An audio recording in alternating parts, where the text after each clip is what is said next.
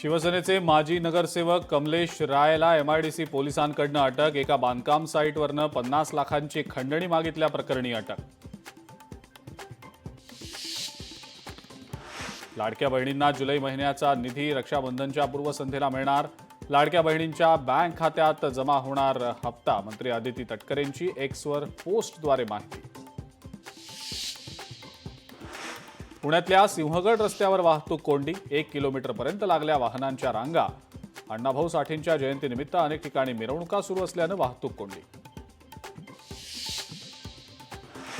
मुख्यमंत्री युवा कार्य प्रशिक्षणार्थ्यांचं कृष्णा नदी काठावरनं बेमुदत उपोषण। नोकरीत कायम करा प्रशिक्षणार्थींची मागणी।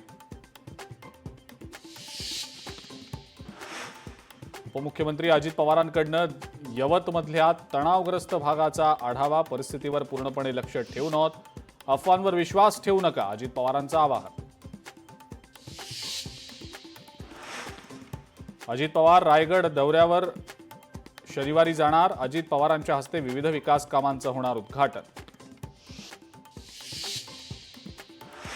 महादेव मुंडे हत्या प्रकरणात बीड पोलीस ॲक्शन मोडवर। 5 जणांना ताब्यात घेत पोलिसांकडून चौकशी। मुख्यमंत्र्यांच्या आदेशानंतर पोलिसांना आली जाग। मुंबईच्या कांदिवलीमध्ये उद्या गुजराती साहित्य संमेलन। महाराष्ट्र राज्य गुजराती साहित्य अकादमीद्वारे कार्यक्रम आयोजित। मनसेचा कार्यक्रमाला विरोध। नाशिकच्या पंचवटीमध्ये पती-पत्नीच्या नात्याला काळीमा फासणारी घटना। पत्नीचे अश्लील व्हिडिओ काढून धमकी देत बारमध्ये नाचवलं। पती आणि त्याच्या मित्राविरोधात गुन्हा दाखल।